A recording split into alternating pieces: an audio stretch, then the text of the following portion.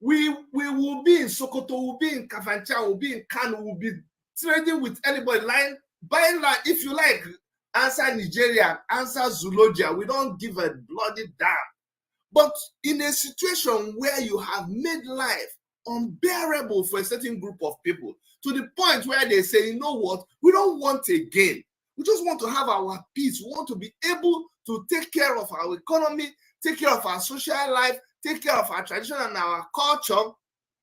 It is that the marginalization that failed state was visiting to this group of people. The terror that this failed state was visiting to that group of people is what led those group of people to revolt and say, we are human beings. It is only a tree that when you're coming to that tree, when you're planning what to do to the tree, when you are sharpening your life, that tree will stand there waiting for you to come and cut it down. But a human being, once a human being has perceived by the first dance step that you threw in the village square, he noticed where you're going, that human being will begin to make arrangements to get ready for where you're going. And that is what made these people begin to say, no, we're not going to sit down and watch what you're going to do. So they started revolting ahead of time. You know, there's a funny thing. Somebody was telling me, Chidi, look now, it's because now they cannot started this. ESN, that they provoked because the government, and that's why the government is now having the army over there. I said, no, stop that nonsense. Because even in the northeast, it is not easy for them. Boko Haram is, people don't understand what they're saying. There is insecurity everywhere in the country, but it is not for you to determine for me how I want to handle my own case. In other places, they are killing 100, 200, 1,000 before they are thinking about it or doing something. Me, because of what I see happening there, and because I saw the same people entering trailer and coming down to my place and disappearing into the bush, because I saw them with my own eyes doing a lot of things. That's why I got prepared ahead of time. And that preparation is what we have now termed to mean confrontation. And because of that, you're doing the nonsense that you're doing in the South. Look, we are not kids. We're not kids here. So if we decided to protect ourselves before 40 and 50 are killed, because look, you have to check. I don't want to be derogatory here or somebody to think that I'm tribalistic, but my friend told me that if you want to see how people value life, go and watch where they are burying somebody when the person dies. For my people, for the people of Biafra, the kind of respect that we have for life is what makes us. When you threaten one life, we prepare like you killed 1,000. For some people, they can afford for you to kill 100, 200. They don't care. They don't care. It doesn't mean anything to them. So, doctor, go ahead. Go on. Okay, so that is what because the government is using the excuse, the nonsense that they are doing in the Southeast right now. What they are doing in the Northeast, where Boko Haram terrorists have taken over villages, taken over local governments, mounted their flag, converted people. They have roadblock collecting taxes. The government is not doing anything about it. They are not sending battalions of army there. All the aircraft that they bought, the Toscana and all of that, you are not seeing them in operation. In fact, they said that if they go and attack those people, that they are afraid of human rights and what United Nations will do to them, that they know where these people are. El Rufai, the Kaduna State Governor, said, we know where they are, but if we go and bomb them, we're afraid of what UN will say. But you're not afraid of going down to the east, to the southeast, to kill people at will. That one, you don't, it's just because you don't see the bias there. And that's the reason they are using to perpetrate all the evil that they are perpetrating there. And one thing you have to understand is that once this thing has happened, it is difficult to control. Because when you just go and drag somebody's child, somebody's brother, somebody's uncle, and just shoot them in broad daylight, they want to retaliate. And sometimes they will not retaliate under anything. Let's face facts. Is it not the same army that went and shot people? Is it not the same army that burnt houses? That person they burnt their house will go and carry out an operation, and the next thing you say is ESN, is IP0B. The thing has, the thing has lost control. There's no more control. Because as armies, unless you do not agree with me that there were times when the army, do you know when there was no space to put bodies in the mortuaries? Do you remember when we Catholic bishops and all this were coming to say, please, what is going on? So if any, they may be go now. It's not something you want to make sense out of it. It is something that you have to, if you really want, if you're serious, so if you're serious about tackling this problem, there are things to be done. There are ways that this problem can stop. But as it is right now, you don't know who you have stepped on. There are independent actors right now. There are people who you don't even know what is angering them. You don't know why they are doing what they are doing. They are just on their own with nobody instructing them, doing what they are doing. Even though there are people who somebody is somewhere giving instruction and they are doing what they are doing. And I hope those people that are giving instruction, I hope they are clapping for them and they are happy with what they are seeing. And I cannot go there here. You know, Dr. Chidi, I think I agree with you. I agree with everything you just said here, totally. But believe you me, some people believe, okay, let's just kind of capitalize on Southeast in Biafra land. Some of our people strongly, when I say I mean some of our people strongly believe that some politicians in Southeast are the ones sponsoring the insecurity going on in Southeast. So what's your take on that? It is not a lie now. That's what I'm saying. In the Southeast, there are it has so many moving parts. If you really want to be sincere, there are so many things that are happening. It is not one thing that is going on. So everybody has, if you want, and that's what I say, that's what I'm telling you. When the people that are supposed to take charge, when they are serious, this thing can be solved. Because you cannot face one and leave the other one. Especially now that politics is on, people are warming up. Political enemies are killing each other. One camp is fighting one camp. But let me even tell you why the political class has a chunk of blame to take for the nonsense in the Southeast. We have people that we elected to the House. We have senators, we have members of House of Representatives. We have our stupid governors in the Southeast. What have they done? They are all politicians. Nothing. They are all politicians. So they are the number one people who sat down. They sat down and watched this thing happening. Day after day. My own useless governor in Enugu State, right from the first time they attacked people in Adan, Obinimbo, he went to Abuja to go and kneel down, to go and apologize to Buhari for Fulani herdsmen attacking our people. So how do you classify that kind of behavior? Or is it when they now came together, when other people were forming a Moteku and they came together, instead of coming together to seriously look at the insecurity? First of all, you say there is no activity by Fulani herdsmen and other people. And then all of a sudden again, you are forming a group like a Bubago to fight those. So you are contradicting yourself, because if there was no insecurity, if there was no attack from foreign people, you will not be, remember initially, they started forming it state by state.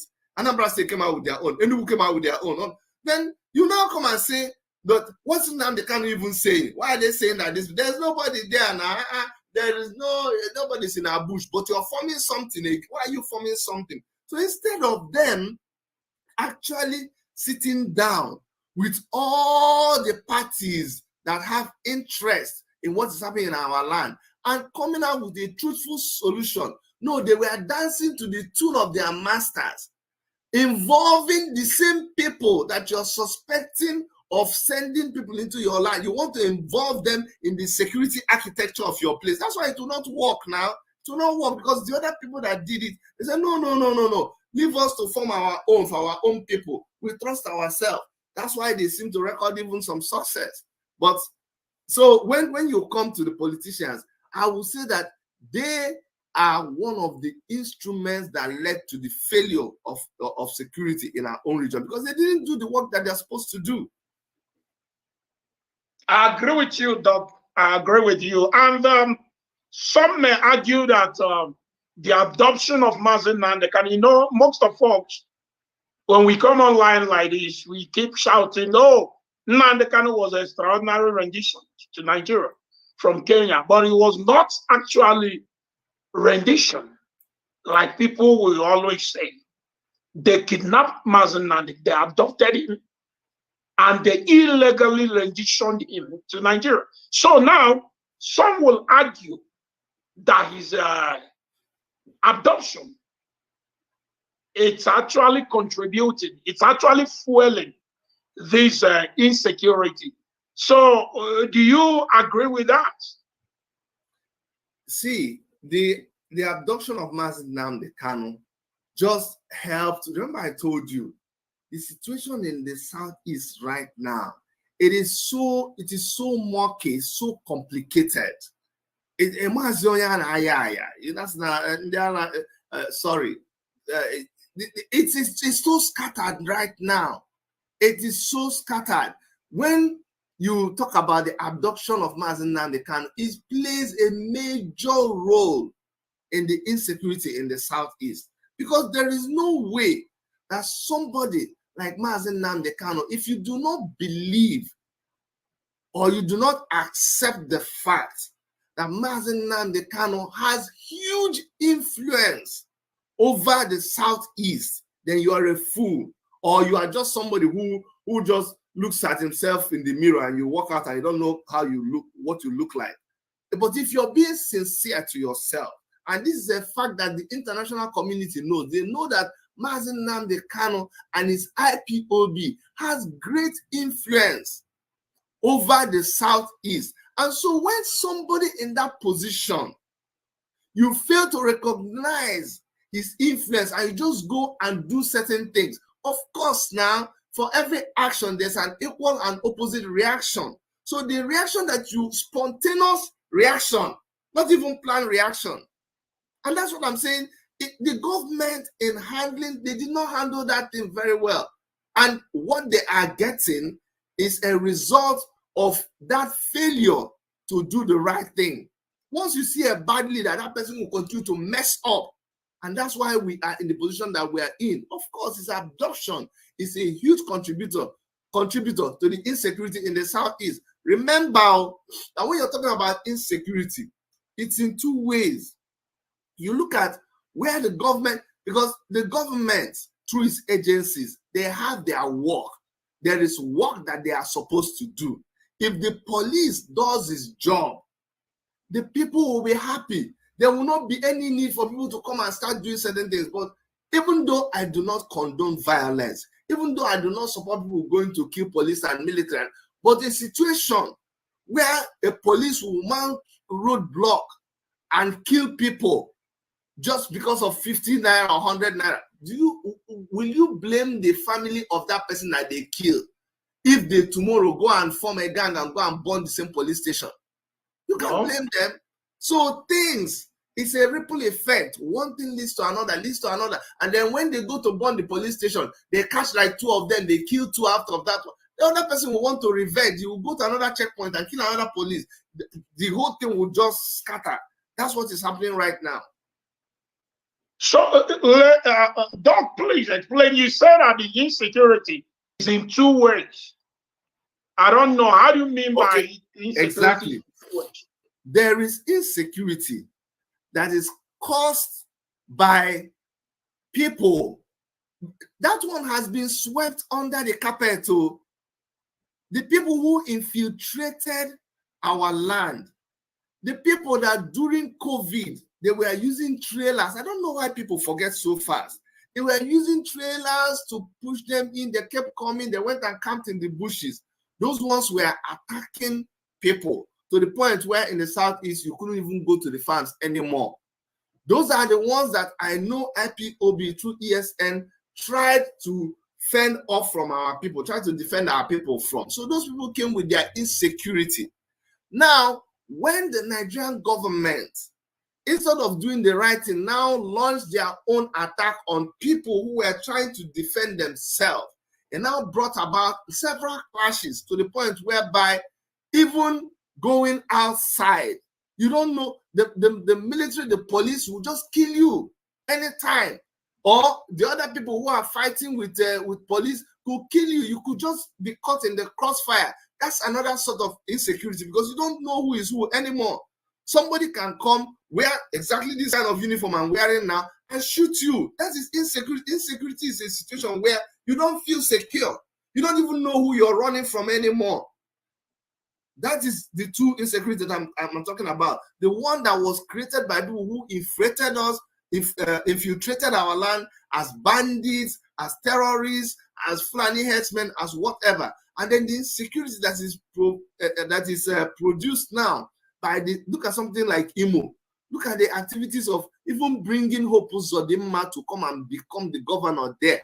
That is the government deliberately just lighting fire to that state. There is no, as long as you put somebody like Hope Uzodimma as the governor of Imo State, everything that happened after that, there is no justification for you to even come and sit down to make sense out of it. Because if you can be rogue and put somebody like Hope Uzodimma, that means you just approved insecurity. And so that is the other insecurity that you find in the Southeast, where things are just so muddled up that police, army, unknown gunmen who are just nobody can just come and so it's like we don't know who is who now. You don't know that. So when I say, let me tell you something people don't understand. Unknown gunmen is not, that's why, remember there was a video that some people did to try to blackmail IP0B. When they finished, they said, we are UGA. It's the people that went and shot the election, the INEC people. Those people that shot INEC people. When they were leaving, the guy said, this is UGM. We are UGM. UGM is not an association. UGM is not a group. UGM means unknown gunmen. Unknown gunmen is not anybody that performs an operation that you do not know who that person is. It's an unknown gunman. It could be somebody who is justified, who is trying to revenge something that was done to him, who took it upon himself. That person is an unknown gunman. An armed robber that went and robbed somewhere and covered his face and left and shot. It's an unknown gunman. So that's why I knew that video was fake, because there is nobody, there's no group that is called unknown gunmen. That's why some people now go, they kidnap somebody. They know that if they kidnap that person, they just come outside, wear red, do something, and they hail. If I ever will be hailing them, maybe it's just petty criminal on an armed robber that has just done something. So right now, you don't know who is who. I used to argue with somebody. I said, listen, people are being mischievous when they are, and they're just jamming everything up together. You have to follow established structures. I told him, when you look at, because he said, why are you always defending IP0B? Why are you always? I said, because if you see, like you said, I'm very difficult for you to just make me change my mind. It doesn't matter if you like what I'm saying. It doesn't matter if you call me a saboteur. It doesn't matter if you call me anything. I don't care. I analyze the situation based on what I see. I ask questions. And when I get some answers, you see me, I will stick there like super glue. I know that Mazi Nnamdi Kanu still has a structure, which is the DOS. And people think that DOS is one man. No. DOS is Directorate of State. It has so many people. It just has one person as a leader, who is Chike Dozie. And that leader takes decisions after consulting with people. And they have branches. Do you know the strength of IP0B? People don't understand. So when you see that group say that, look, we own ESN, they are not hiding it. It's not a secret organization. They showed you videos of when they were training people. And they said, okay, when this is where we operate, this is what we do. And then when they said, this time we're going to have seats at home. After a while, I say, okay, now we are not doing this. Is an order coming from a structure that the owner of the structure has not come any day to say, look, I am no longer with these people. These people, they have lawyers. They have branches. There is no, did you see disagreement between the lawyer and the principal, which is Nnamdi Kanu? No. Did you see disagreement between the DOS and Mazen and no? All the time, me, I did my own investment. All the time they say, oh, they changed them, they did not change them. I took my time. I went into the government directory. It is public information, it's not hidden. So when you've looked at all that and you see that this structure, they know what they are doing. They are not going to, these are intelligent people. They just go and start shooting people. No. When ESN did some things, the one I know, they say we did this, they claim responsibility and they told you why. Right now they say, okay, we're not doing it at home. We're not doing this operation. We're not. How come any other person that does something because they wear red, blue that anybody can buy anywhere, you quickly shout and say, yes, IP0B, it's ESN. ESN becomes unknown government. Unknown government becomes IPOB. IPOB becomes, that's just mischief. Talking about the structure of IPOB, I'm glad you make mention of that. You see, you remember when I started my attack on infiltrators? It's as if I'm going mad. Even you are like Ikenna. Are you okay? It's everything. But the thing is, I understand what the structure said. I understand how we roll. I understand how we move. So when I noticed that some people are trying to infiltrate the system of IPOB, I raised my flag and I started my attack. Some of them called me mad dog. I've been in South Africa now. Name people are anyway. But that's just by the way. Now, when you talk, you know Mazen Nandekan very well. Yes. And you are very close to Mazen Nandekan's brother. Sure. If I ask you to be very honest with me, do you think Mazen Nandekan's brother will come to the public and sell a kind of false information about their brother, like saying that these people are in charge, these are the people you must follow, this is what our senior brother said? Do you think they are capable of selling lies to indigenous people of Biafra? For me, you see, Igbo people have a proverb. Akwụ na-agba ọdasịa n'ogbe, ọdaba na mkpụrụ. Forget about there are things that happen in public, but there are things that happen internally. And you're wasting your time if you think that there are some things that nobody will ever tell you. I use an analogy. Let me give you an analogy. When Mazen Nandekan escaped from the attack of the military, that time they came to his house. We all saw the bombing and everything. Was it attack?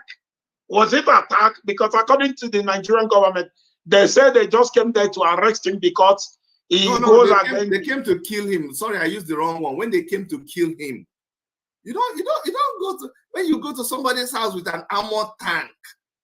I know how many armored tanks. It was there now. They first of all killed people who threw stones at the armored tank. Remember, that was in the afternoon. Before they now came back in the night.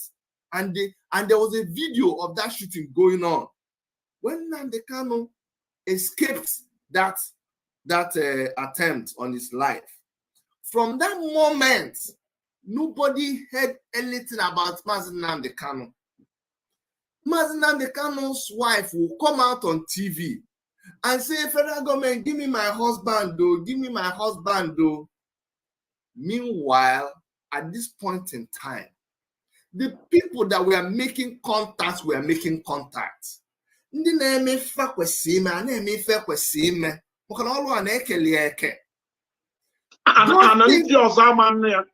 Why did you do it? Why? Why? It's an if I why? It's an if I be wrong. You think are we not Okwandi Bokaibo? What a nice na ya. Now, from that point till he surfaced in Israel, in my man, do you know? You don't know. You will never know. So forget about it. You will never know. What happened is that you saw him in Israel and you're happy. That thing that happened when men and men do things like men, and men are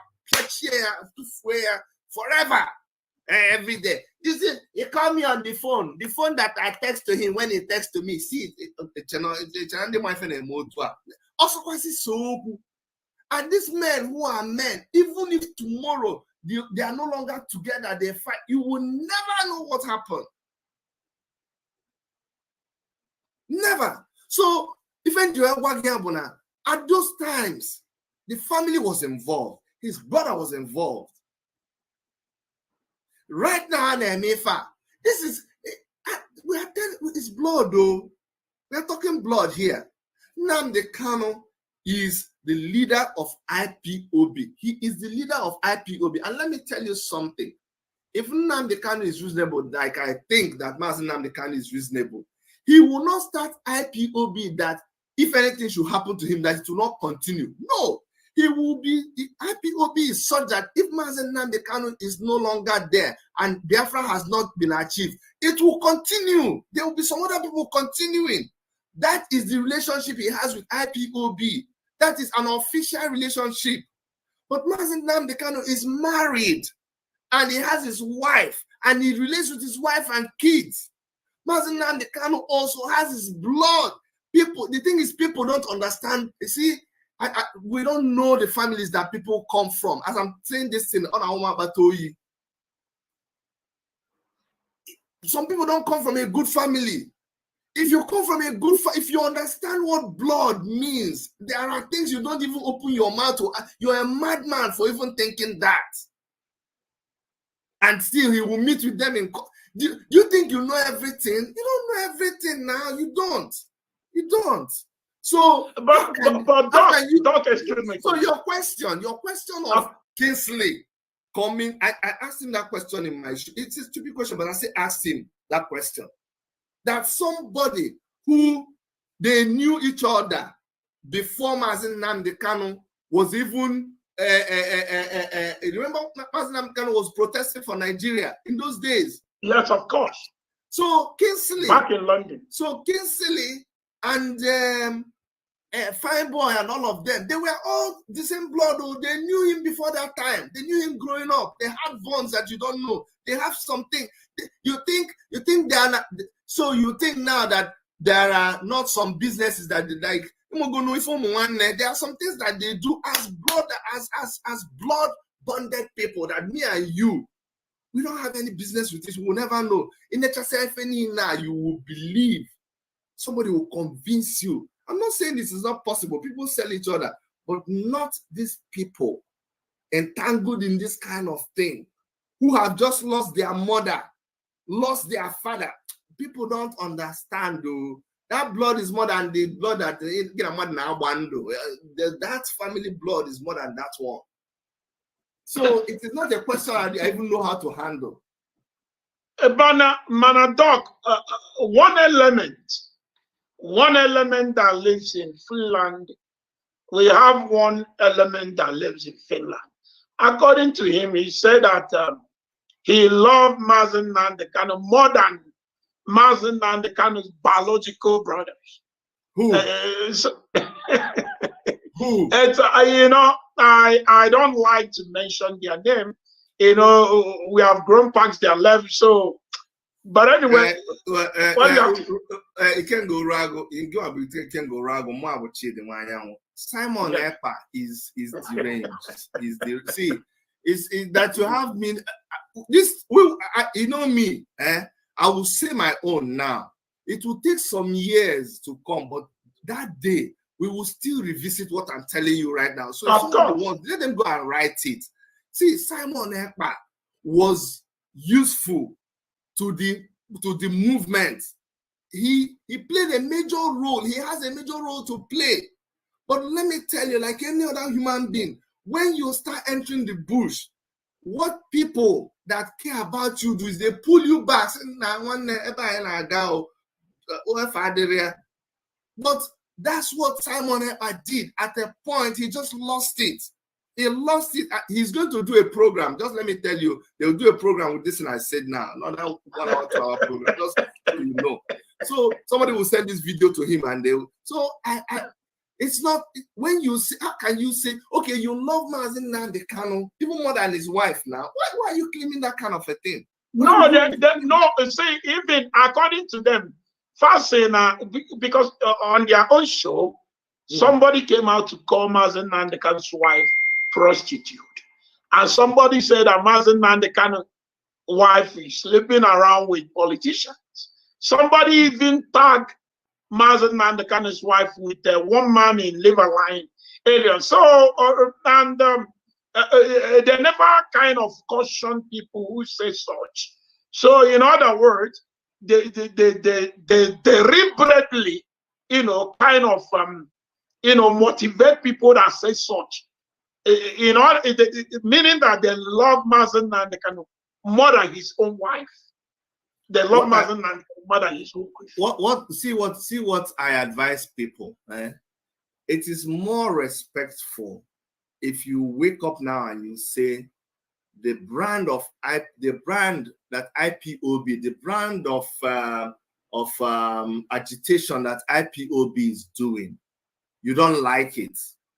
Their leader has failed. DOS is not good. All of those things are not good. Fine. After all, Mazi Nnamdi Kanu was a member of MASOB. He was there before he said, this place, I like you, but I don't like, there are some things I don't like.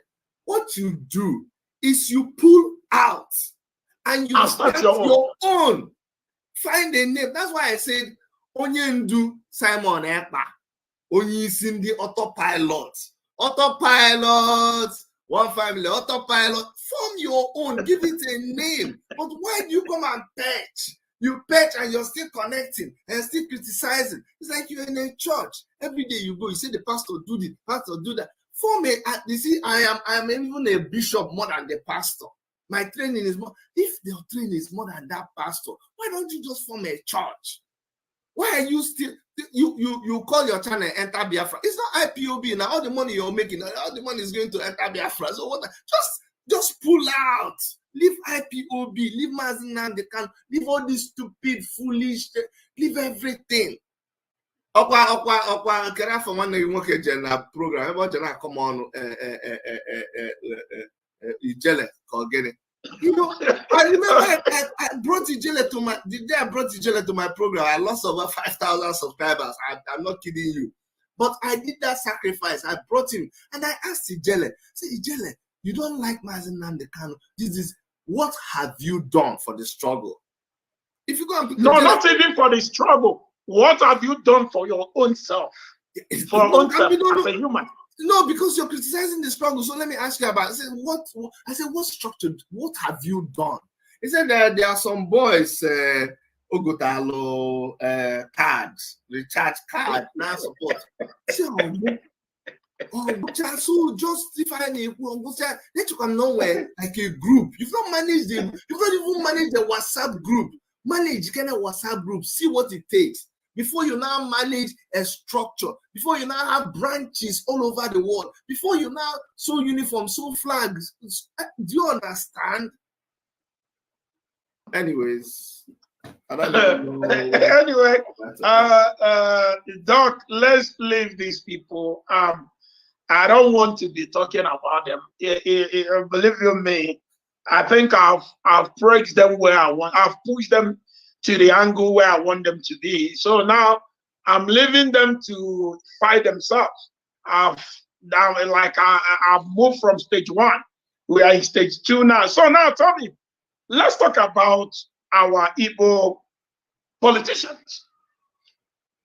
We have a lot of our people in Nigerian politics who believe they are among the opinion makers, opinion models, or should I call them the leaders of thought, like they will always call themselves.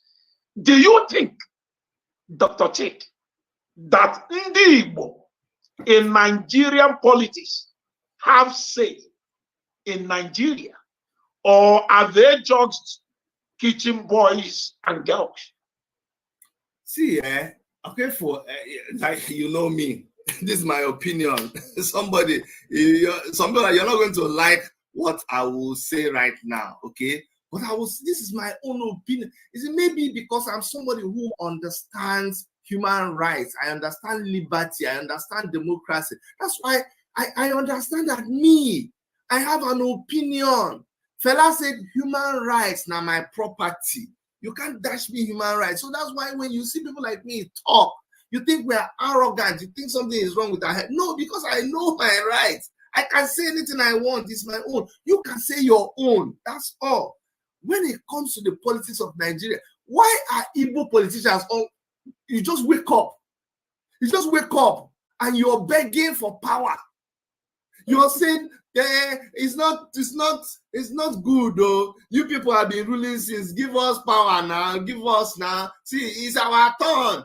Excuse me, sir. Yesterday, you people rule. One day, it's our. Please give us. Who gives you power? Where did you see? Which book did you read that nobody offers you power? You take power. You take it. You mean it. You make people see that you're serious. That's what you do. Every time, anytime should be all those times, they came with their I was saying zoning rule, they took power.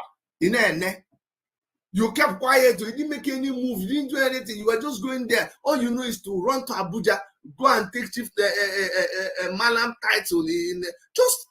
They come and attacked your people the first time you kept quiet. They attacked those people speaking for you, you kept quiet.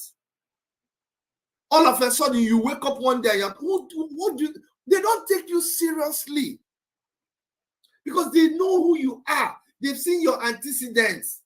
They saw what you did now. Excuse me. They saw what you did when they were molesting your people. They saw what they've been watching you, and they see that you are a toothless bulldog. They went to Ebonyi. They saw the way the governor of Ebonyi treated things that were happening there. They went to Imo State. They know that one is just what are we going to do with him?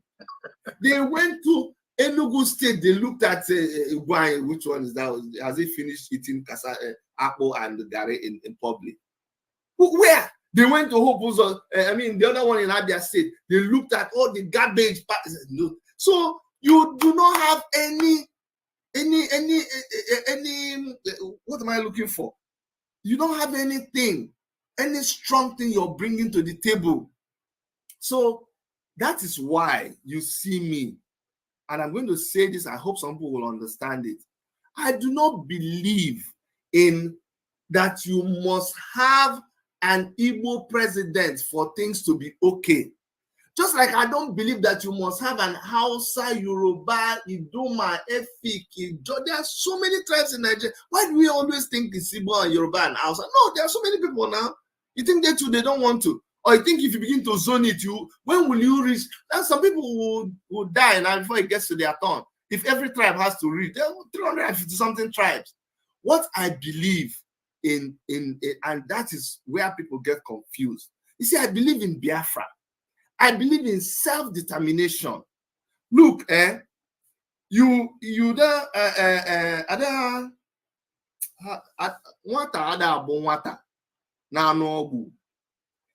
once a child has a right to do something, you don't ask them why they are doing it. If number 2 of human rights says that any human being has a right to seek self-determination, as long as it is enshrined in the Human Rights Charter, when I want to do it, how I want to do it, is not your business. So the people of Biafra have a right to self-determination. Now, in order to do it, the same law specifies how it's supposed to be done, that you need to make sure that everybody is carried along. Otherwise, it will become a authoritative government. So you will conduct referendum. If you conduct referendum and you have 20 people saying they want self-determination and 80 people saying they don't want, it will not happen. But there is a problem where you now say that the people cannot even have self-determination at all. So for me, I believe in that right to self-determination. And in that case, Biafra people should have their way. Oduduwa people should have their way. Middle Belt, Northeast, anybody at all. Because they were not part of the constitution in the first place. But the problem is this, and that's why there's a problem, that the government of the day, which by the way, is not Igbo, Hausa, Yoruba, it is a class of people. That class has Igbo people there. That class has Hausa people there. What are you telling me? It is a class. Now, that class is the people who want Nigeria to remain the way it is. And unless you wrestle the power of these people, you will not be able to have a constitution or an environment with which you can even pursue your self-determination. So, if it is an Igbo man who is a good man that can go and sit there, by all means, let it be. But if it is an ethic man, because okay, let them give the president to Ikenna now. Don't you already know what it will be? No, let them give the president to Amechi. Let them give the president to who? I'm not saying they are not good, but in the same way, let them give the president to Umahi, or let me go outside Igbo people. Let them give the president to this guy in Kogi, or El Rufai, or Atiku. Let them give the president to him now, and then you come back to Obi, which everybody, Igbo, and I'm like, we forget so fast. We really forget so fast. You will show me all the infrastructure and everything that Obi did. I'm not criticizing Obi, but I'm trying to say nobody is that perfect. Because if you come back and you ask Obi some questions, you bring up Ezu River, you bring up activities of NSAS, you bring up IP0B people that were killed, you ask Obi some questions. And then these are so in all honesty, what I'm telling you here is, let the good man be in authority. If I Nigeria,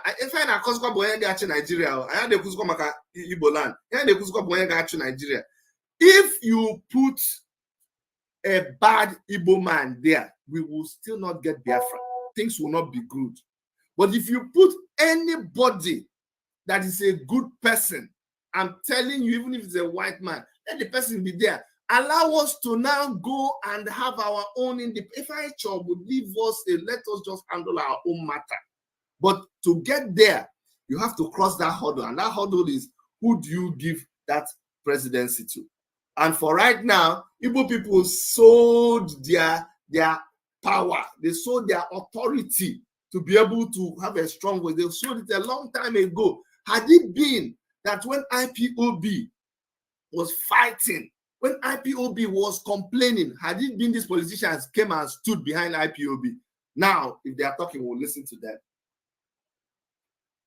So, Dr. Che, tell me, what exactly do you think Nigeria need now as a country? Number one, referendum. Number two, a kind of revolution. Number three, a kind of another civil war. To what exactly do you think Nigeria need now? Number four, Igbo president. Okay. Among all these things I mentioned, which one do you think Nigeria need currently? Okay. Thank you, Ikenna Uruagu. You see, I'm an architect, okay? So architecture is not my course. You spend a long time, and it has to do with calculations. Now, my brother, I'm somebody who believes in systems. Everything works with, there's a methodology to everything. The question you just asked me now is this. You say, Dr. Chidi, I want to go to somewhere. I have a car. That car needs fuel, and it needs tire, and it needs a driver, but I know where I want to go. And you're asking me, what is important? Is it the car? Or is it petrol? Or is it tire? Or is it the driver who knows that place? If I tell you that it's a driver that knows the direction, that driver does not have fuel, your car will not move. If I tell you it is fuel, you feel the car, but there's no driver. Then we start talking about tire. So the problem with Nigeria is this. Everything is important, but you have to put it in sequence. My brother, we have wanted Biafra a long time ago. The people, why don't we have Biafra? It's because some people will not give us Biafra. They will not give us Biafra. So when in revolution now we called for a revolution, that time we called for a revolution. The reason we called for a revolution is that we said, let us use revolution and move all these people out of the way. Because if we move them out of the way, then we can have Biafra, then we can have Oduduwa Republic, then we can have anything that we want. But some people said it's not true. Revolution will not work. We say if you do not have a revolution, if you do not get these people out of the way, they will never give you a chance. My dear brother Ikenna, if we had a revolution, we will not be sitting here now, be talking about Mazi Nnamdi Kanu in DSS dungeon. If we had a revolution, they will not have arrested Sunday Igboho. If we had a revolution, what is happening in Imo State will not be happening there right now. I'm telling you the truth. So the time for revolution, we missed it. You have to know your time. There's a time for everything. Now, we want a referendum. Who will give you that referendum? This government that we have here? No. If, excuse me, if you put somebody, 1 second, please. God.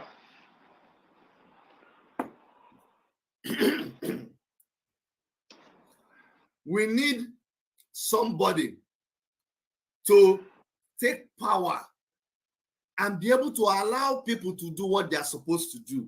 But if you don't have a revolutionary coming in as president, you will just come back to square one. Because it will look, the person that will fix Nigeria, it has to be somebody that's, you have to do a very, very, I don't know what name to call it, something drastic. It's only something drastic that, you know, like how you reset a computer. You have to do total reset before things can work. So in answer to your question, it is not one thing that we need. Right now, we are in the season of election.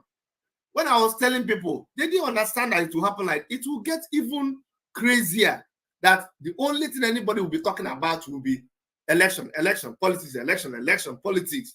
Now, if you're a smart man, this is my thinking, this is my opinion, you don't just begin to, I used to give an analogy. In the Madabayana hall, if people enter inside a hall and they're going to discuss something, and one of the topics they are going to discuss is you, instead of you being inside that hall where they're going to discuss the topic, you gather people and you stay outside the hall. And they lock the door and they're going to discuss about you. You now come there, you carry placard outside, you're shouting, you're saying, if these people try this thing, or if these people try this thing, you're going to kill somebody, you're going to do this. While you're still outside talking, while you're still outside shouting, guess what happened? The people went inside that room, did their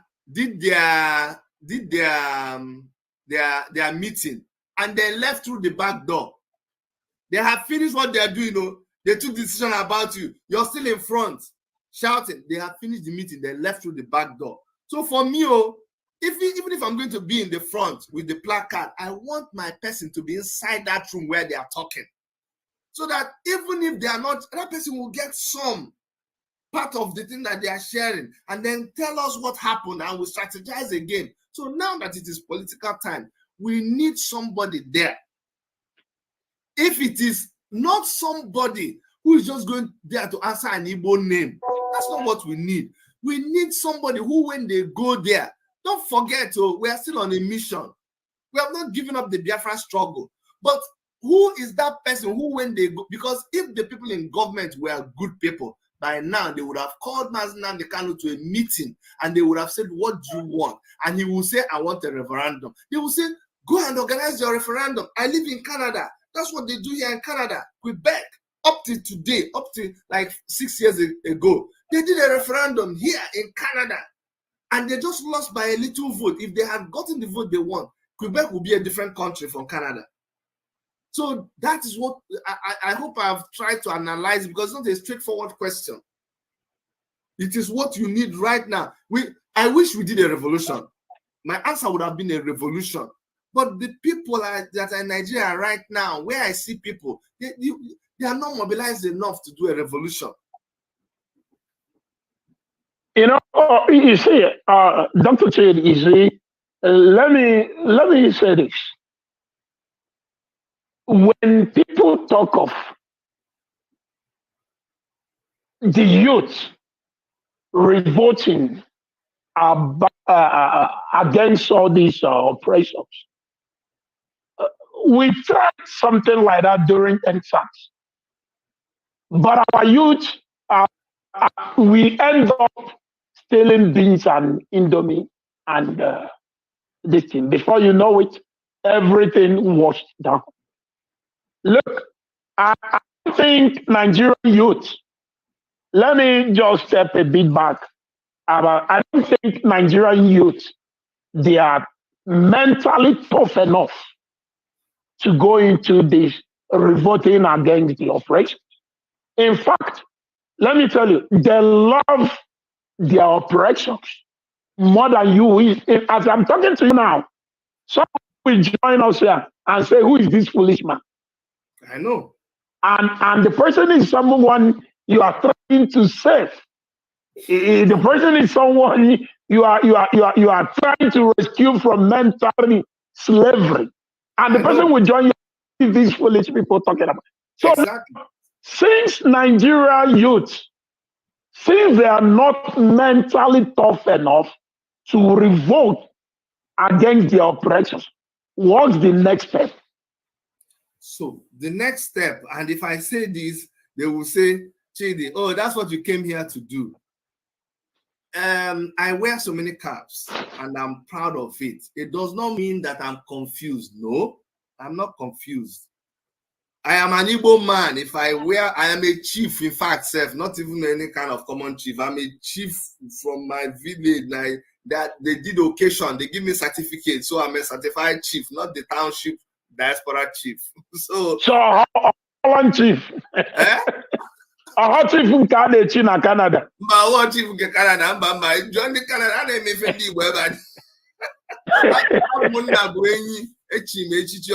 you gotta go. So wow. When it comes to that, I wear my chieftaincy cap, wear my regalia, and I'm recognized in my community. All right, it was given because of what I did in my community, not because I paid any money. They picked you for something you did, and they recognize you. That is something that I can be now. When it comes to what people should do right now, I am a member of the African Action Congress also. And the reason why we switch, you see, my brother, you see, war, people should go and study war and understand. We just say we are in a war and you say it, but you don't study it. You don't understand how a war is fought. You forget that in a war, there are different battles. That's why you say, sector, sector, Enugu sector. These were different battles. The battle to take over Niger Bridge, the battle to take over Umuahia. These were different battles. And in that war, several strategies were being employed. And when the Nigeriki, they send them, they go into the enemy, they go and get information about the enemy and they come back. They mix with the enemy. There are different things that you don't, some battles you go to and you are defeated, you come back, you re-strategize. But the war is not over.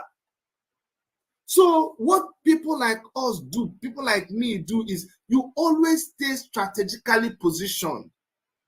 Because we knew that there will be a time when the only thing that you'll be hearing on the news everywhere is politics. We are ready with African Action Congress, and we are ready with a presidential candidate, because they are quick to tell you that, okay, you want us to talk with you, where you don't even have a party, mumu like you don't even have a presidential candidate. So if they are going to talk politics right now, if the youth, since they cannot go for revolution, since they are not strong enough to do, okay, at least let us participate in the election. Not that we trust the election, not that we trust INEC, but before that person gives you that as a, you're doing all diligence. You're doing your due diligence, sorry. And you are in a dilemma of four. Let us fulfill all those righteousness so that it will not give them a point to be able to say, this is what you should do. It does not also mean abandon the Biafra struggle. No, it does not mean abandon the, because we have established, otherwise it will be useless.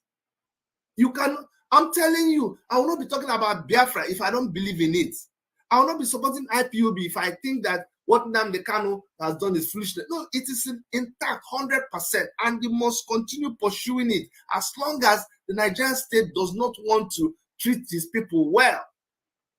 But Doc, let me hold it there. Let me tell you, do you know the last thing our people wish to hear? When you talk of political, getting what we want through kind of a political negotiation or dialogue. This is the last thing our people we wish you to talk. Because look, I want us to discuss it. I want us to discuss it. Let me come. I'm coming.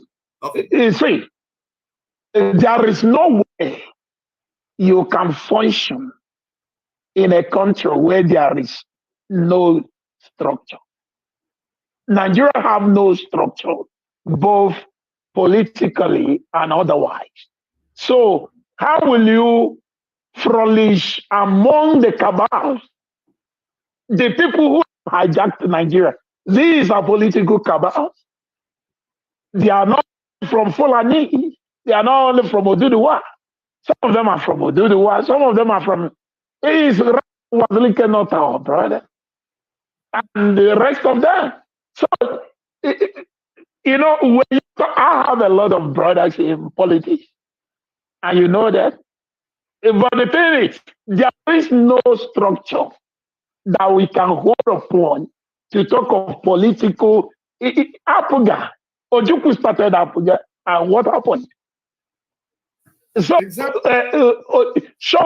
excuse me, sir. If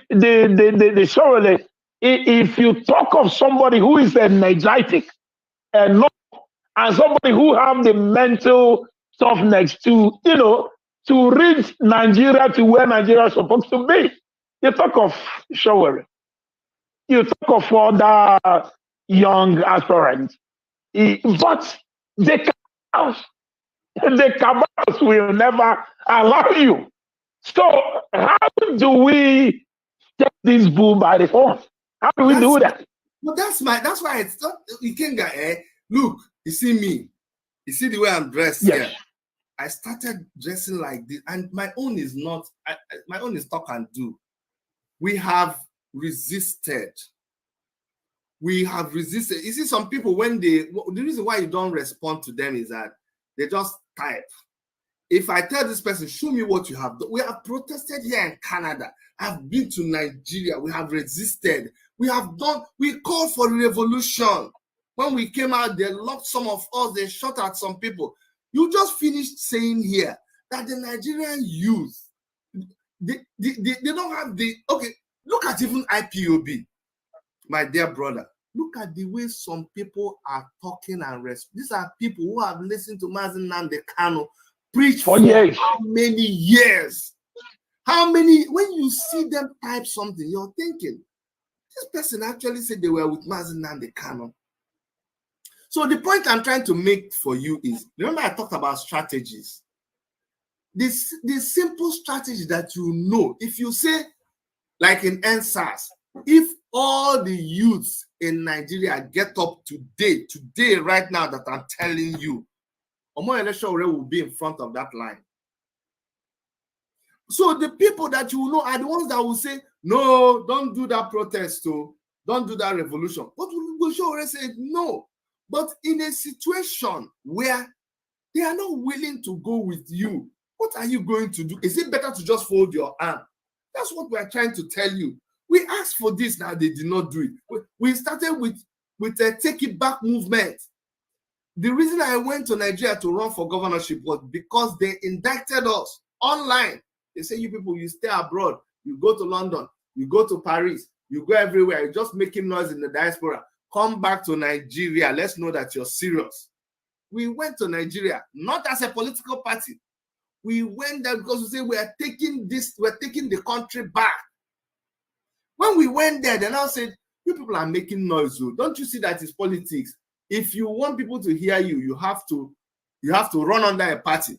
All of us now started looking for party to join. We were not still talking of forming a party. Every party now, party in Nigeria. Oh my God, that was, for me, it was an eye opener. When we went to parties and saw what was inside parties, we couldn't do it. That's why we came back and formed AAC. Bottom line is this: if you believe, and it's experience that tells you whether you are right or wrong. And if you keep doing the same thing, they say doing the same thing over and over and over and over again, and not without result, isn't that definition of madness? You cannot, of course, you cannot fail for not trying. At least you have to try. You have to try. You see, you have to err on the side of at least trying. Me, I would rather die trying than that I didn't do anything at all. So that's why I must keep pushing. Who knows? Okay, look at Soludo, for instance. I know we don't trust Soludo 100%, but we are saying that let's even watch, let us even see where, let us even watch him and see where he's going. Once he does it, we'll come back and knock him. But why are we even giving him that small chance? Is it not because he went through the process? And this thing is like taking JAMB and WAEC in those days.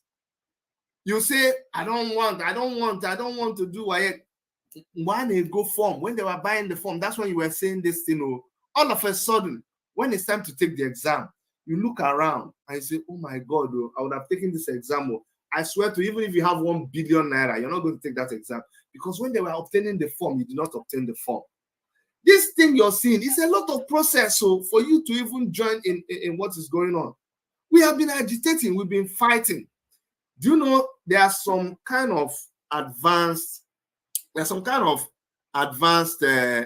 discussions that I like to have with people. I don't say it every time because people will not understand it. You see, Mazi Nnamdi Kanu, if Mazi Nnamdi Kanu were to be the one standing for election, I'll vote for him. I'm telling you the truth. But Mazi Nnamdi Kanu, his mission is clear. Mazi Nnamdi Kanu's mission has nothing to do with Nigeria. He doesn't care who is the president of Nigeria. It's not his business.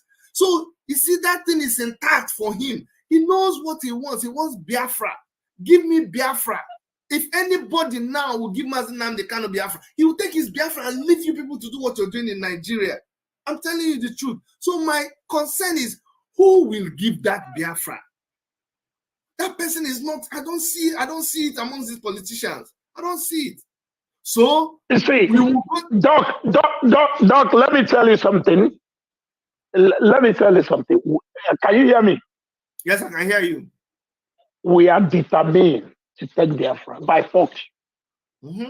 We are, look, whatever it will take for us to get Biafra, we are determined to do that. Look, let me tell you, you know, one thing I love most about you, you always have your own stand. And I love what you just said. You know, some people will be making comments, oh, you're talking of promotion. No. what Mazen Nandekan wants is clear. Very clear. He wants Biafra. And Finish. now, I'm telling you as IP0B member, we are determined to sacrifice anything sacrificable for us to get Biafra. Simply because of what? Exactly. Doc, we have tried. We have done everything humanly possible to see if Nigeria will survive or succeed, or to no avail. Let me tell you. Okay, go ahead. When you finish, there's a question I want to answer. Okay. Let me tell you something now. As it stands, the marginalization our people are going through, are passing through in Nigeria, have given birth, and is even pregnant of another child. Nigeria have no mequatalism. No Burundi slow Igbo. There is Nigeria no Ozunwa Beke. I agree. Igbo or society, Igbo side or society. There is no way you can get nothing. Even God himself is tired of Nigeria. Ikenna, yes. Sorry, I'm going to cut you here to let you understand. I don't want this thought to go away. Okay. I think our problem in this Biafra struggle is that sometimes we get too emotional. We reason, we are passionate. We are passionate. Just every activity, I'm very passionate about things. That's why we do what we do. We are passionate. Once you touch that thing, that we go ballistic. But then you have to learn how to handle your emotions. There are people who have come to me and they say, Chidi, this your talk about Nigeria. I don't want to hear anything in Nigeria. I don't want anything to do with Nigeria. And I ask the person a question. I say, if you don't want anything to do with Nigeria, if you hate the Nigerian system that much and you are prepared to scatter things, why do you allow Mazen Nnamdi Kanu to be brought to a Nigerian court? And you keep quiet and you don't do anything. They put him in a black Maria. They lead him to that place. You watch. You stay by the road. They tell you where you cannot cross. You can't go. They take him. This is your leader. He comes out of that place. You only see him when he's going in live, and then you bullying here now. You see, these are realities, but we don't want to talk about it. Nigeria, you hire a lawyer. Why are you hiring a lawyer to come and plead Mazen Nnamdi Kanu's case? Why? You're still going through that system. You're hiring a lawyer who is trained under the Nigerian law. You're hiring a lawyer who comes there and he quotes the Nigerian constitution. And after that, Mazen Nnamdi Kanu will be told, okay, you're going to come to court another day. You have to go with them to DSS dungeon. Mazen Nnamdi Kanu obeys and he goes to DSS dungeon inside Nigeria. How come you're not being emotional at that time? How come you're following everything? How come? So we must get so mature that when we discuss something, it does not mean we hate the other person. It does not mean we are forgetting where we are coming from. But the same way, lawyers will go and come and say, my Lord, I am pleading with you that please, you let pleading to a Nigerian judge on behalf of Mazen Nnamdi Kanu, and you are there and you're watching. And the day the judge says, oh, yes, I agree, we reduced the thing. Oh, they reduced the thing to 7. You are rejoicing over what the Nigerian judge, but do you understand? So when I talk like this, when I'm trying to talk, you just don't want to listen, and you're being emotional. I am not saying we abandon Biafra. I've told you. Look, nobody, if I tell you my Biafran story, I don't know if you've heard it before, it does not, you will understand that Biafra for me is more than a religion, it's my life. I would have been a dead person when the Nigerian planes shot at the hospital where I was being given birth to. I don't know if you've heard this, Ikenna. You've heard that story? No. Let me tell you, I was born in Queen Elizabeth Hospital, Umuahia, in 1969. Go and ask anybody. The day Queen Elizabeth Hospital was raided, that's the day I was born, on 30th of September 1969. When the Nigerian planes came and they shot everything down, the doctors had just cut my mother's stomach and brought me out and put me on excuse me, Doc. Before you continue, we'll be joined by one of our writer. But go ahead. Go ahead, okay. Annie Kings. Annie Kings, if you are there, just hold on for me. Just hold on for me. Go ahead, Doc. So, they put me in that baby's court when the planes were fighting. All the doctors abandoned my mother. This is a woman, they just cut her stomach, cesarean operation. My mother had to hold her stomach with her two hands and rolled off the operating table and started crawling to where I was. You know that baby's cot? She held her stomach with one hand and pulled me down. And she lay over me with her stomach. They've not even stitched her stomach. And when they finished all the shelling, then some of the doctors now came back and continued stitching. They killed some of those doctors. What am I? So when you are born and they are telling you that kind of story, when they're telling you that kind of story, that's where my Biafra, so I understand. And when they were crossing Oju River, they had not removed her stitches. She held me with one hand because Oju River was this length. So she said there are some men that when they come, you give them something to cross for you. So they gave somebody a bicycle. As those men were crossing, one of them misstepped and he threw the bicycle inside the river because he was trying to gain balance. My mother said, if she gave these people her child, if the man misses, he will throw the child away. So she, you know, when you do operation now, you can't stretch yourself. But she held me with one hand, holding her tummy again, and she crossed to G River when they were running from. So this is what Biafra means to me. I've been in this struggle way before IP0B was formed. Well, ask them, people here in Canada. So it does not mean that we do not want Biafra. It is all the strategies. Which strategy? How are we going to get to this Biafra? How will we get? Is it through revolution? Let's do the revolution now. It is through election. Let's see if we can get the power, because you said it all. There is no structure. So to you, Doc, anything we can do to make it happen. Let us do it. To get Biafra, I am all for it. That's why I have been supporting. Now that's why people, they see me here, they say, Chidi, where do you stand? I stand for wherever the solution will come from. I stand for doing Reiki to our enemy. I stand for doing a guerrilla attack to the enemy. I stand for going for international negotiation. I stand for anything that will give the Biafra. Let us get it. So somebody, okay, Doc, you hold on. Let's bring one of our writer, Annie Kings.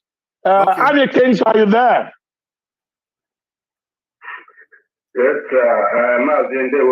there was Dr. Chidi. Can you hear him? Yes, I can hear him very well. Yeah, I can hear you very well. Okay, Mazi, Annie Kings, please go. All right.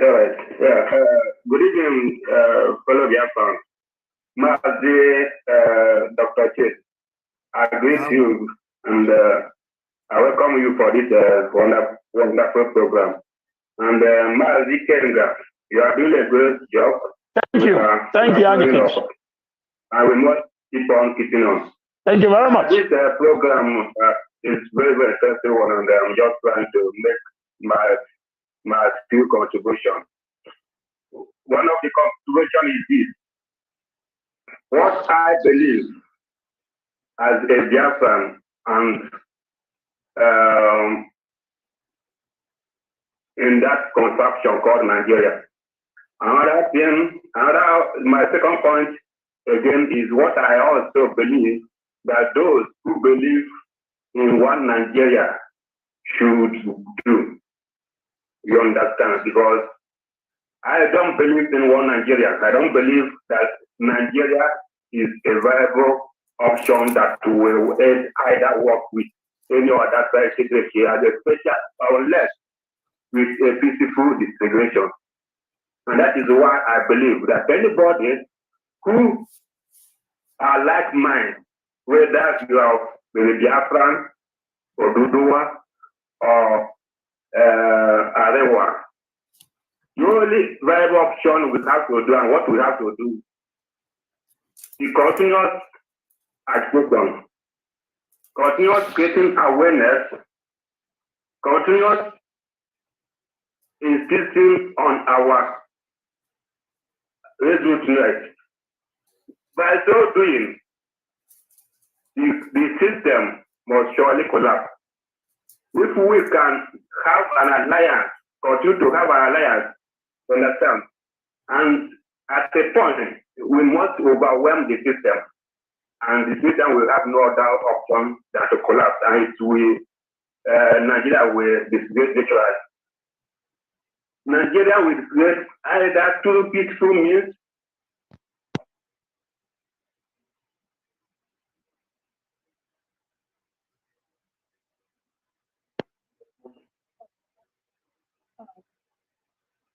when you talk about the position and those who are looking for Igbo people, I don't want to believe that or believe that Igbo people. Go ahead, that nobody at this point is sincerely pursuing Igbo presidency. What they are pursuing is their interest. Because if there is any Igbo man who is pursuing Igbo presidency, how many of them have said that in the list of these Igbo presidents that have come out voting to say, if you vote for me, I will initiate or I will order for the referendum that the Igbos are asking for. How many of them are both to say that, to give that, to put that as their campaign promise? Nobody. Okay, look at what Mwike, the drug addict Mwike is doing. Remember that there was a time, there was a fire disaster in Sokoto. Yeah, fire disaster in Sokoto, where the market was burnt to ashes. You know, when they have 500 million naira and went to give the Sokoto Caliphate as for a condolence visit because of his political interest. But 110 people was also in Imo just 2 weeks. No politicians ever talk about it. Not even a word of condolence to Imo people, to Imo governor, or to Imo people. This is the type of politicians we have in that contact of Nigeria. Of course, Maz, of course, I agree with you. I agree with you 100%. Those who believe in Nigeria can continue. We don't have to be so emotional about it. We don't have to. I totally agree with you. You don't believe in one Nigeria, and likewise me. I don't believe in one Nigeria as well. So I must say that I agree with you totally. Okay, Maz, just try to summarize so we can end the program. Just go ahead. So what I'm trying to say is, if there is anybody who sincerely believe in one Nigeria, which I believe, which is just like what Onyedu said, that an average person who believes in one Nigeria is a thief, because none of them are sincere fighting for one Nigeria. None of them are sincere fighting for one. What they are fighting is their own interest. Because if not their own interest, tell me why was Wike will be campaigning for Yaya Bello? Don't worry. There's somebody. Yes, there's somebody who used to work with you, was Like. Any moment from now, I'm going to bring him here. I'm coming. Let me summarize. According to me, want you a youth to be a president of Nigeria. But there are a lot of youth, someone like Shogole, someone like you, that are youth contesting, because you know that it cannot get money from those people. That is why he went to Yaya Bello.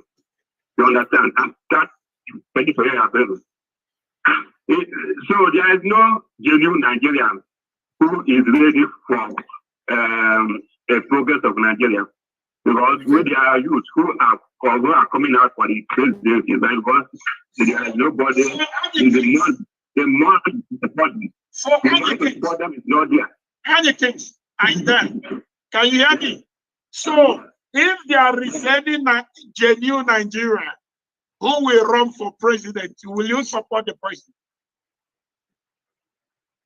I said, I've already made my point. I say I don't believe in one Nigeria. I don't believe that anybody can, that Nigeria is working for again.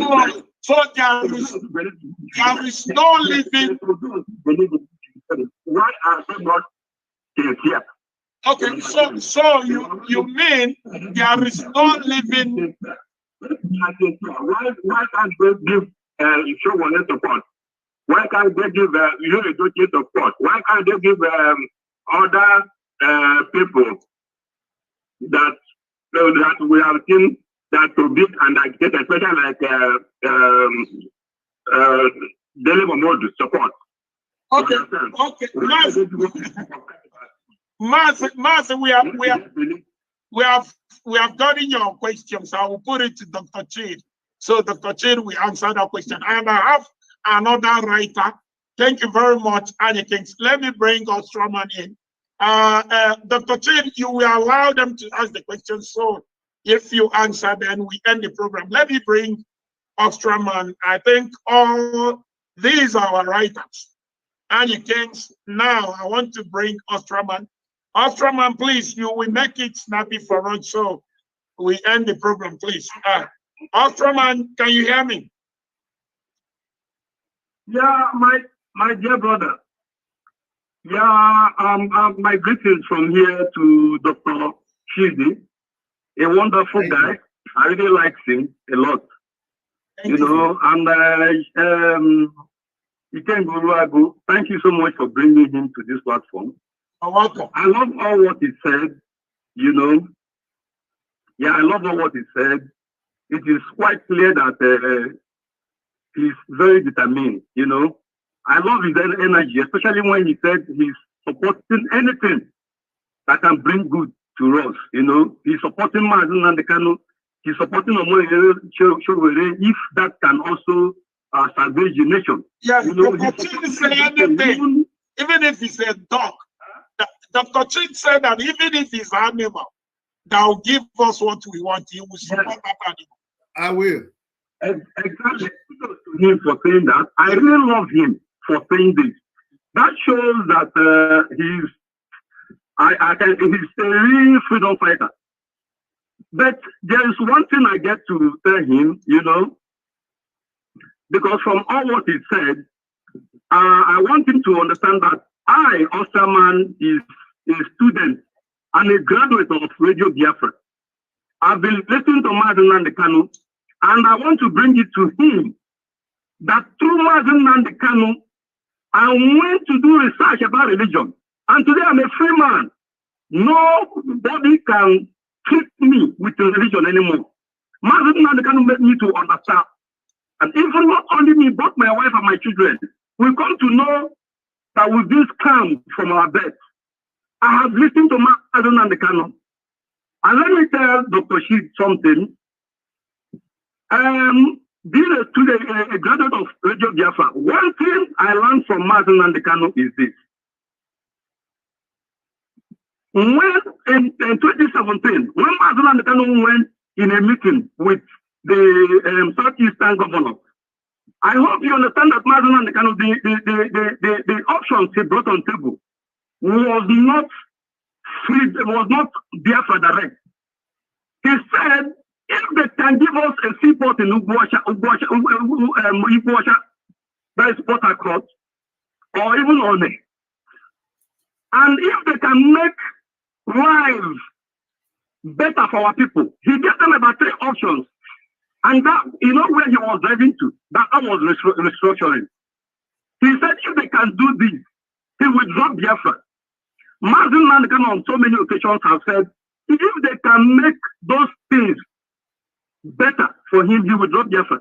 But according to what you are saying, Dr. Chidi, I want you to understand something. Because you said that we can join politics and get what we want. Remember, let me, hold on. No. Hold on, that's not what Dr. Chidi said. Why? Dr. Chidi means that anything, anyway, he quoted me, I said that Nigerian youth, that they are not mentally tough enough to go for a revolution. They are not mental, and the Nigerian government is not willing to give us a referendum. So Dr. Chidi is saying now, if the option of, if these two options fail, then let us as a youth, if it's possible to get our own political, not to support political party, to get our own, if it's IP0B, or if it's we don't get our own, the whole Nigerian youth we join it, then if we now get a presidential position, then we go ahead and decide the future of Nigeria. That's what, yeah. Okay, thank you. Okay, thank you very much. But please, let me just say this. Yes. We all know. Okay, Oscar, conclude. Our time is up. Yes, conclude. Okay, please, sorry, let me just round up. Yes. My dear good senior brother, Dr. Chidi, there. Please, you are very smart and you know how Nigeria is being structured.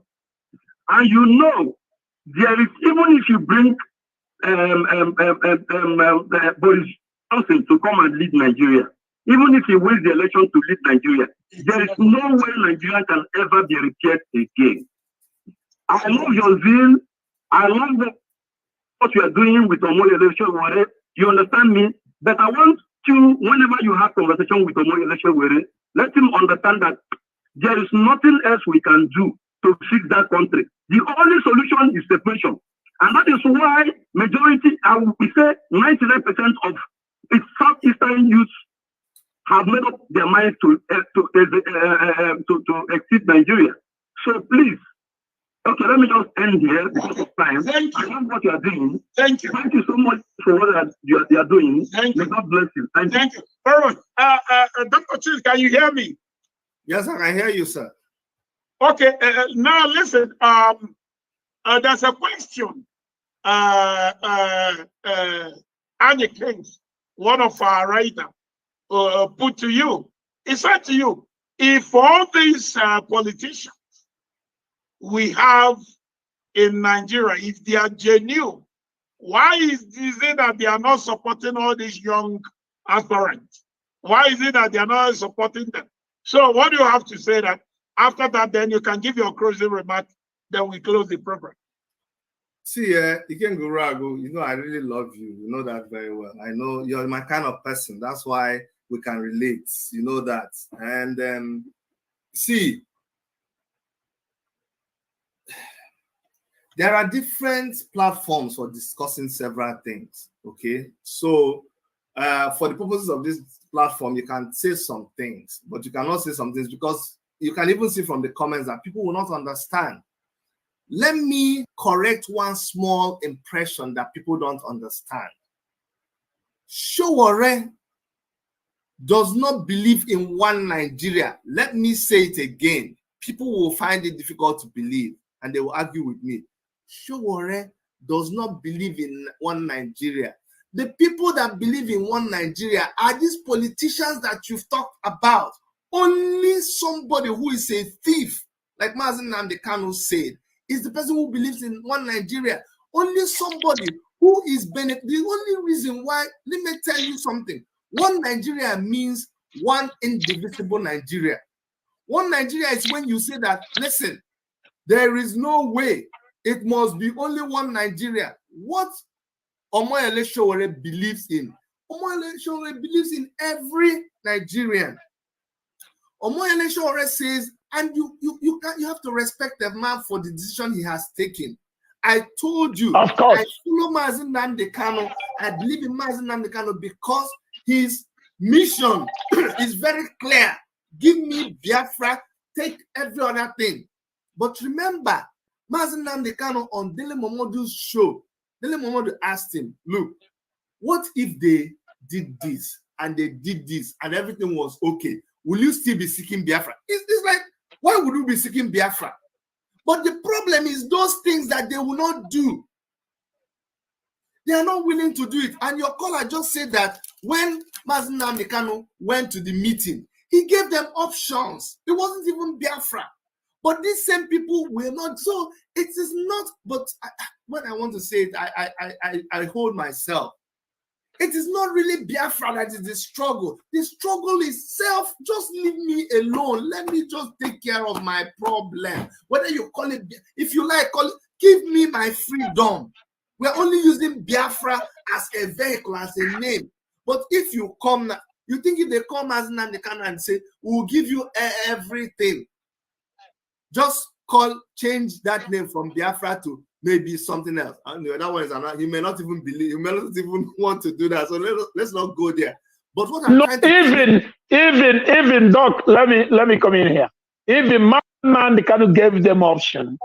There was a time Nyanwodo was like screaming on top of his voice.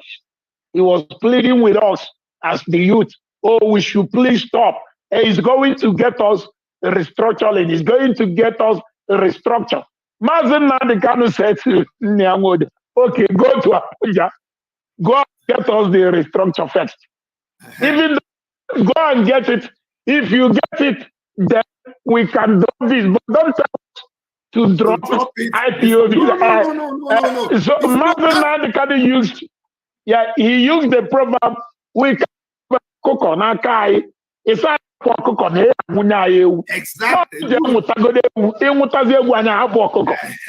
So that's the understanding I want us to understand. Nobody said leave the Biafran struggle. That's why people misunderstand me sometimes. Listen, anybody that want Nigeria, the person who wants one Nigeria is the person who is benefiting from this union.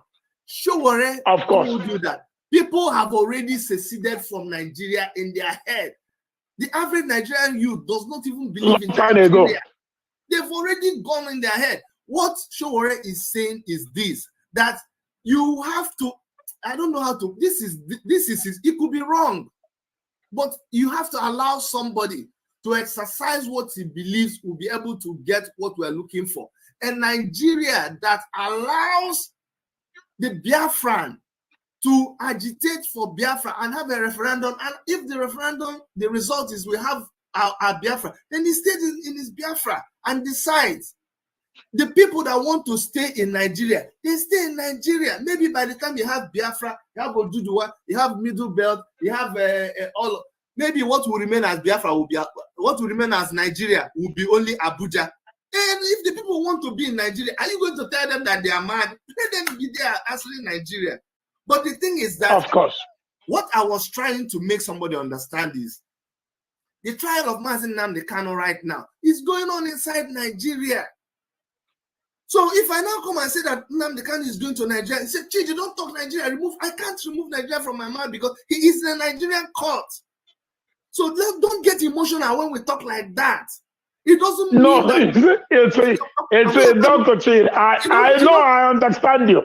I understand you perfectly. Our people are fanatical. I agree. So at times, even myself, at times they agree with me that I'm even a brother to a politician. There's somebody anytime I talk, he will tell me, I'm not joking. Ikenna, let me tell you some people. Do you know if I ask some people now to say that Nnamdi Kanu is obeying a Nigerian government order, they will say, I swear it's not possible to fear. They will tell you, how can I say that about, I said an insult to Nnamdi Kanu. But you have to understand, the reason why Nnamdi Kanu will sit down, when the Nigerian government tells him to sit down, will tell him to come to court on a certain day, and he will come is because he is a reasonable man. It doesn't mean that you can't say yes. He's on right. a mission. And some things that some people will do, there are some things that is a trap that is supposed to make him fail in his mission. He will not give them room for that. Somebody asked me, don't you see that they arrested Show? There was a time we told Showore, you need to leave Nigeria. You must leave right now. I said, Chidi, that's exactly what they want me to do. So I will not do it because they are waiting for me to do it.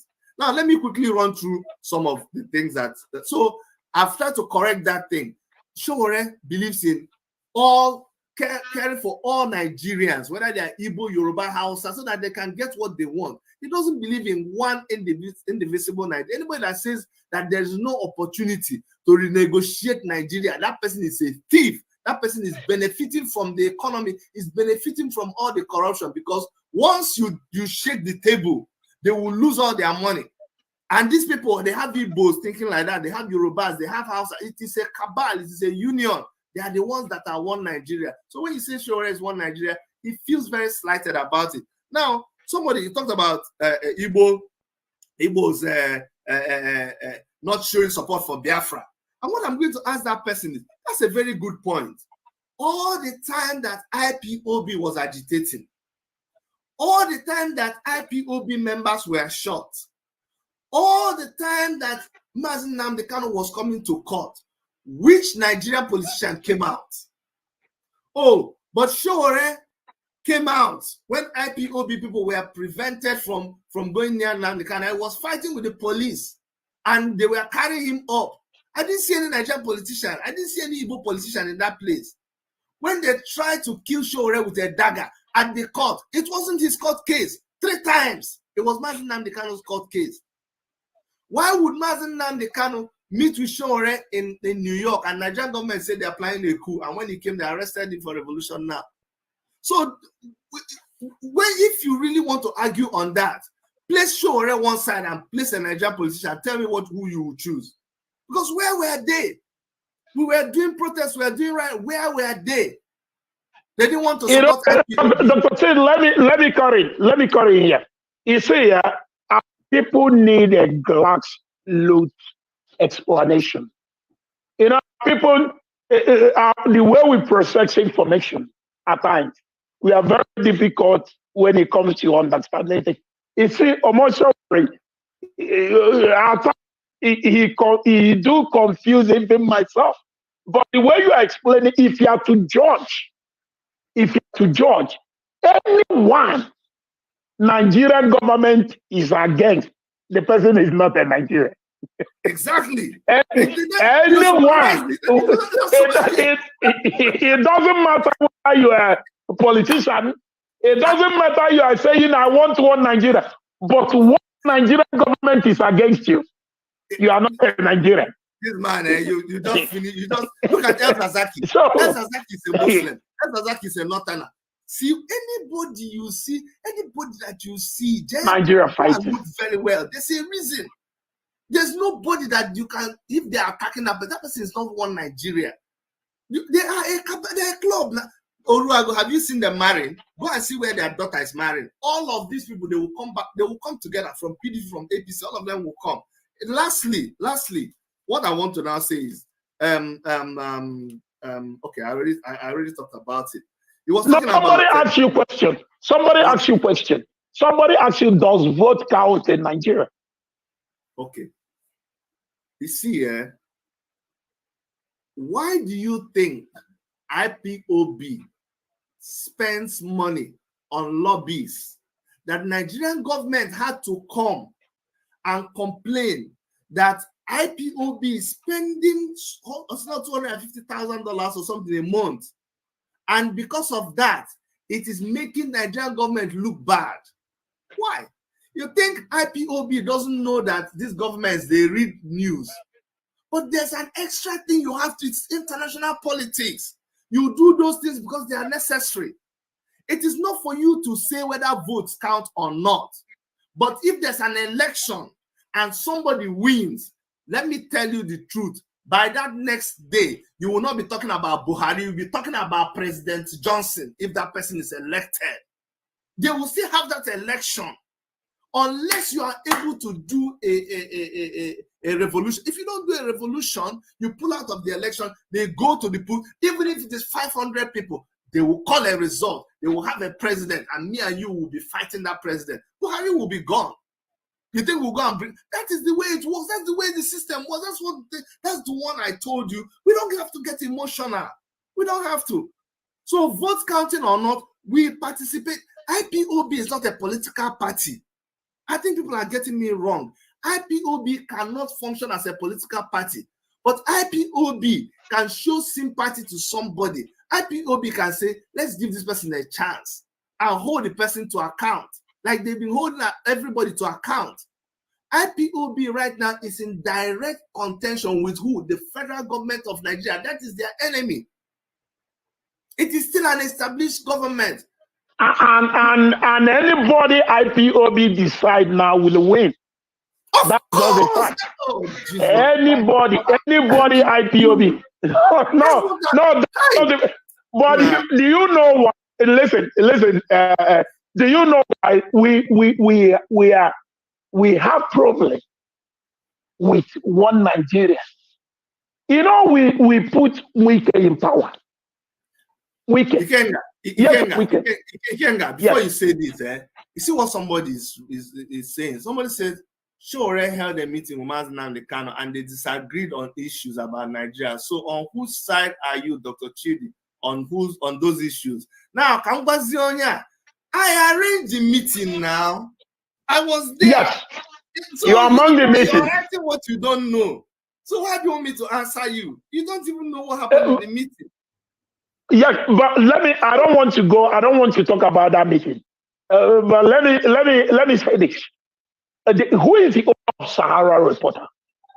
Who is the owner of Sahara Reporter?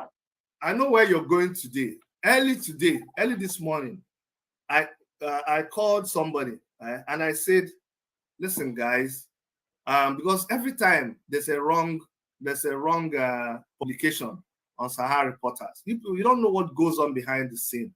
Showore is the owner of Sahara Reporters. Now, Showore used to be actively involved in what goes on in Sahara, as in editing. He started Sahara Reporters on his laptop. He was editing, he was doing all of those things. Now, Showore has, since he decided to go into politics, he handed over Sahara Reporters to a management team. He has an editor and he pays all of them. Now, whenever issues arise, do you know how many publications are published in Sahara Reporters? Showore doesn't read all of them. He is busy tweeting his own. He's busy running his affairs. He has Revolution Now to deal with. He has AAC. He has Take It Back movement. He doesn't monitor what they do.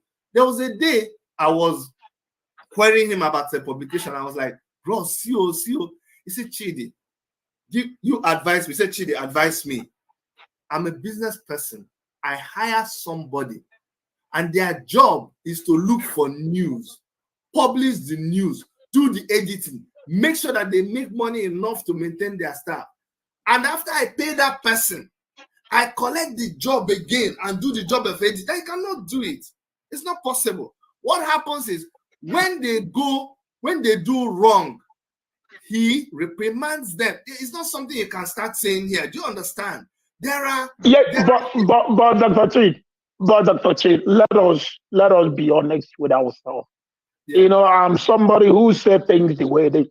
I don't believe in talking diplomatically. I say things the way they. Sure. You hired somebody.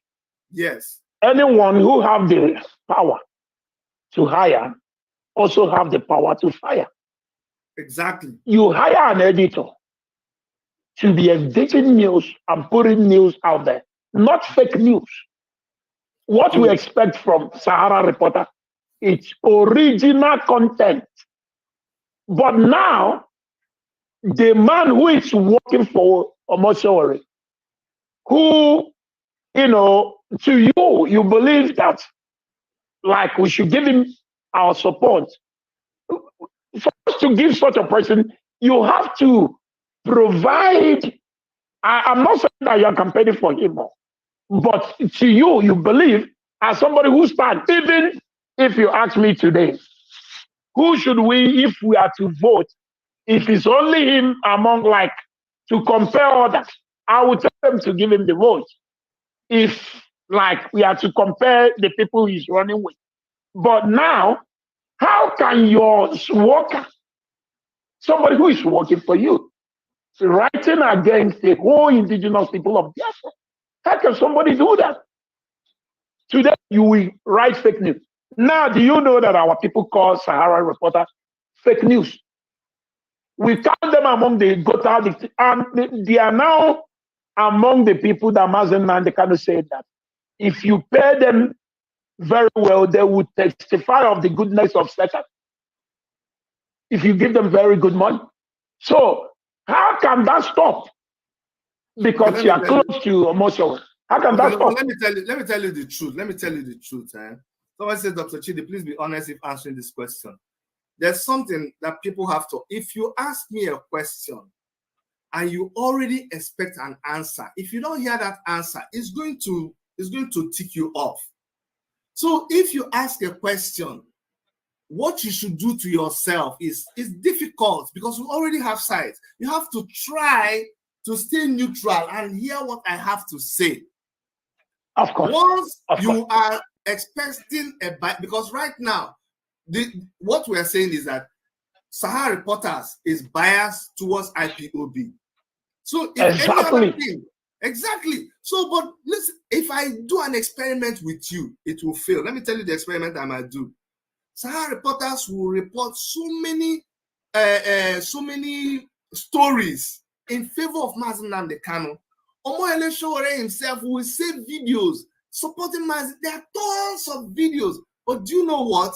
It is those ones that are against IPOB. Now, reason with me for a moment. I'm not paid by Sahara Reporters. I'm not a member of their team. It's just because of my close proximity to Omoyele Sowore. And you have to understand, Omoyele Sowore is not a small boy. It's just like me going to talk to Dele Momodu or any other person who owns a business. Let's not try to trivialize it. I don't just call him on the phone and say, bros, now wow, see what in this is for right. I don't do that with him. I don't even talk about these things with him. It's just once in a while, he just give me his business, like this is how my business is run. So it's Sahara Reporters, like any other newspaper, anytime they get the story wrong, you know, I have a channel too. I have my WMTV has a blog channel, and our blog channel also has feeders. We feed news from Nigeria at a particular time. Sometimes it feels like 10 news items. You have to go there and remove some of them. Sahara Reporters even reports things that are against Sowore. Now, let me tell you this. Let me tell you something. It will shock you. People, but they won't want to believe this. It is because of the credibility that they have for Sahara Reporters. It is, I'm supposed to be in another program in 2 minutes and they're already calling me. Yes, just let's write it up. The truth is this. The truth is this. I want everybody to see, I will do my best to advise Sahara Reporters, just like any other person. But you must see them as a corporate entity. If they begin to write news that brings unfavorable reaction to them, it is them now. They are shooting themselves in the feet. It is not good for them. And Omoyele Sowore has a love for IPOB. Omoyele Sowore has a love for Igbo people and Mazen Nnamdi Kanu. He cannot, on one hand, be trying to develop and cut them and grow that friendship. Then on the other hand, he will use a gun to be shooting. That is madness. So this is purely a business decision that he has to critically look into. If he looks into it and he sees that somebody is, because it is possible, it's very possible, somebody inside that place could be doing something that he doesn't know. It is something he should look into. But it is because of his ability, and when I say I mean Sahara Reporters, their ability to try to maintain a balance. That's why people always run to them. People want to see their own opinion. Sometimes the news does not even generate from them. Watch this. Sometimes Punch will be the originator of the news. But you know what people will do? People will go to Sahara Reporters to see what Sahara Reporters said about it. Now, Sahara Reporters could get it wrong. And the reason we are talking about this is because of this recent announcement that was made by the embassy. It was not originated by Sahara Reporters. I'm telling you this free of charge. But by the time they reported it, just like all newsmen, you realize that everybody has carried the news wrongly. They came back and they still reported the one that said the UK embassy. They had to write that thing, but everybody believes that it is Sahara Reporters that started that news. I'm not supposed to say here that it is not them because they belong to a certain place where people believe that they would dig and get the facts. But we have to just, I don't want us to start a conspiracy theory that Sahara Reporters is being used by government. Sahara Reporters does not take any money from it. Dr. Chidi, yes, I understand. You know, as we stand, we may take some of these media houses to court. IP0B, like BBC and the rest of them. You can't be, it's a kind of, these media houses they have in Nigeria, they are deforming our character. It's a pure deformation of character. So you think I like it? You think I like it? I don't like it when I see there are some times when they will say you see in the news IP0B engages in with. Meanwhile, it is the government or the police that shot IP0B. The story will be written. Exactly. So before you know, look, listen. There's a way news that you should understand. It's not every press. Let me just give you this secret. I'm also in the media.